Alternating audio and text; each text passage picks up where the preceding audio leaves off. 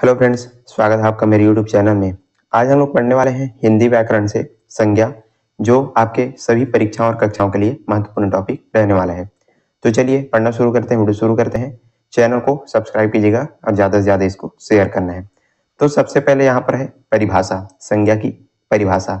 तो ये परिभाषा हम जो है बचपन से सुनते आ रहे हैं, पढ़ते आ रहे हैं। वही परिभाषा है कि किसी व्यक्ति, वस्तु, स्थान या भाव का बोध कराने वाले शब्दों को क्या कहते हैं? संज्ञा कहते हैं। कोई भी व्यक्ति हो गया, कोई भी वस्तु हो गया, कोई भी स्थान या भाव, इन सारी चीजों का जो बोध कराते हैं उनको हम क्या कहते हैं? संज्ञा कहते हैं। उदाहरण यहाँ पर देखिए, जैसे कि राम, राम किसी व्यक्ति का नाम है। पुस्तक, पुस्तक क्या है? वस्तु का नाम है। जयपुर एक स्थान है। और खुशी या हंसी खुशी, दुखी, ये सारी जो चीज है वो क्या है? भाव है। तो ये सब क्या हो जाएंगे? आपके संज्ञा के अंतर्गत आते हैं। तो इसी को आपको यहाँ पर लिखना है। किसी व्यक्ति, वस्तु, स्थान या भाव का बोध कराने वाले शब्दों का हम क्या कहते हैं? संज्ञा कहते हैं। इस प्रकार से चलिए अब जो है संज्ञा के भेद देखते हैं। तो संज्ञा के जो है कितने भेद होते हैं? संज्ञा के 3 भेद होते हैं। ये जो है सरल टॉपिक है, आप जो है बचपन से पढ़ते इसको आ रहे हैं। कौन कौन से 3 भेद होते हैं? पहला हो जाएगा आपका व्यक्तिवाचक संज्ञा, दूसरा हो जाएगा जातिवाचक संज्ञा और तीसरा आपका भाववाचक संज्ञा के अंतर्गत इसका भेद होता है। ये अब एक एक को जो है अच्छे से इसको समझते हैं। तो पहला है व्यक्तिवाचक संज्ञा। तो व्यक्तिवाचक संज्ञा क्या होता है? जो शब्द जो है किसी विशेष व्यक्ति, यहाँ पर आपको ध्यान देना है, जो शब्द किसी विशेष व्यक्ति, वस्तु या स्थान के लिए प्रयोग किए जाते हैं उन्हें व्यक्तिवाचक संज्ञा कहते हैं। तो ऐसे शब्द जो किसी विशेष व्यक्ति, वस्तु या स्थान के लिए हम क्या करते हैं? प्रयोग करते हैं, तो उनको हम क्या कहते हैं? व्यक्तिवाचक संज्ञा कहते हैं। जैसे कि रमेश, रामायण और जयपुर, ये सारी चीजें किसी विशेष चीज के लिए यहाँ पर क्या किया जा रहा है? प्रयोग किया जा रहा है। तो इनको हम क्या करेंगे? व्यक्तिवाचक संज्ञा इनको हम कहते हैं, जो किसी विशेष व्यक्ति, वस्तु, स्थान के लिए प्रयोग करते हैं। जैसे जयपुर एक विशेष स्थान हो गया। रामायण, रामायण जैसे ही हम क्या करते हैं? सुनते हैं। तो ये सारी जो चीजें हैं व्यक्तिवाचक संज्ञा के अंतर्गत आते हैं। फिर अगला है जातिवाचक संज्ञा। तो अब ये क्या होता है? जिन शब्दों में किसी वस्तु, स्थान, व्यक्ति या प्राणी की पूरी जाति का बोध हो उसको हम क्या कहते हैं? जातिवाचक संज्ञा कहते हैं।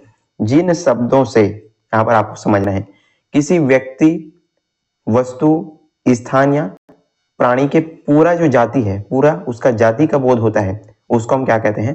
जातिवाचक संज्ञा कहते हैं। जैसे कि नदी, यहाँ पर नदी दिया गया है। नदी मतलब सभी प्रकार के नदी के बारे में यहाँ पर दिया जा रहा है। जैसे पर सिर्फ एक नदी की बात नहीं की जा रही है, पूरी नदियों की यहाँ पर जो है बात किया जा रहा है। फिर पुस्तक, तो कौन सा पुस्तक है ये हमको पता है क्या? नहीं। पुस्तक मतलब सारे जो पुस्तक हैं उनके बारे में यहाँ पर बताया जा रहा है। लड़की, तो यहाँ पर किसी एक प्रकार के लड़की की बात नहीं की जा रही, बल्कि पूरा जो जाति है उसका यहाँ पर हमको बोध किया जा रहा है। तो इसको हम क्या कहते हैं? जातिवाचक संज्ञा इसको हम कहते हैं। चलिए अब यहाँ पर है जो जातिवाचक संज्ञा है उसके 2 उपभेद होते हैं। जातिवाचक संज्ञा के 2 उपभेद होते हैं। कौन कौन से होते हैं? ये आपका पहला हो जाएगा समूहवाचक संज्ञा और दूसरा हो जाएगा द्रव्यवाचक संज्ञा। तो ये जो है जातिवाचक संज्ञा के 2 उपभेद के अंतर्गत आते हैं। पर पहला चलिए देखते हैं समूहवाचक संज्ञा में। तो जो किसी समूह का बोध कराते हैं उन्हें समूहवाचक संज्ञा कहते हैं। बहुत ही इजी है। जो क्या करते हैं? किसी समूह का बोध कराते हैं उनको हम क्या कहते हैं? समूहवाचक संज्ञा कहते हैं। जैसे कि कक्षा, दल, सेना आदि, इनसे हमको किसका बोध होता है? समूह का बोध होता है। सेना किस में होती है? वो जो है दल में, समूह में होती है। कक्षा में हम सारे लोग समूह में होते हैं। तो ये सारी जो चीजें हैं किसके अंतर्गत आती है? समूहवाचक संज्ञा के अंतर्गत आती है। तो इससे हमको किसका बोध हो रहा है? समूह का बोध होता है। इस कारण इसको हम समूहवाचक संज्ञा कहते हैं। फिर अगला है इसी में द्रव्यवाचक संज्ञा। तो ये क्या हो जाएगा? जो किसी द्रव्य पदार्थ का बोध कराते हैं उन्हें द्रव्यवाचक संज्ञा कहते हैं। जो शब्द किसी द्रव्य का बोध कराते हैं, द्रव्य पदार्थ का बोध कराते हैं, उनको हम क्या कहते हैं? द्रव्यवाचक संज्ञा कहते हैं। जैसे कि दूध, चावल, सोना, तेल आदि। तो ये सारी चीजें जो है किसके अंतर्गत आते हैं? द्रव्यवाचक संज्ञा के अंतर्गत आते हैं। इससे हमको जो है द्रव्य पदार्थ का बोध होता है। फिर है अगला भाववाचक संज्ञा। तो चलिए अब इसको समझते हैं। जिन शब्दों से किसी गुण, स्थिति, दशा या भाव का बोध हो उसे भाववाचक संज्ञा कहते हैं। जिन शब्दों से हमको जो है गुण हो गया, दशा हो गया, स्थिति या किसी भी प्रकार का जो भाव है उसका यदि हमको बोध होता है तो उसको हम क्या कहते हैं? भाववाचक संज्ञा कहते हैं। जैसे कि एकता, बुढ़ापा, दुखी, हंसी, आनंद। तो ये सारी चीजें जो है किसके अंतर्गत आते हैं? भाववाचक संज्ञा के अंतर्गत आते हैं।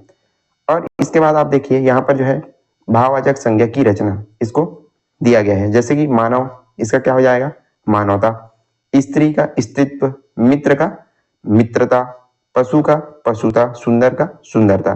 तो इस प्रकार से यहाँ पर आपको इनको समझना है। और यहीं पर आज का हमारा ये जो छोटा सा वीडियो जो कि संज्ञा के ऊपर बनाया गया था यहीं पर समाप्त होता है। आई होप आपको सारी चीजें अच्छे से समझ में आ गई होगी। यदि वीडियो पसंद आए तो लाइक कीजिएगा, ज्यादा से ज्यादा शेयर करना है। चैनल पर नए हैं तो जरूर सब्सक्राइब कर लीजिएगा। वीडियो कैसा लगा आप जो है कमेंट में बता सकते हैं। चलिए आज के लिए बस इतना ही, मिलते हैं इसी प्रकार के अन्य वीडियोस के साथ। तब तक के लिए पढ़ते रहिएगा। धन्यवाद।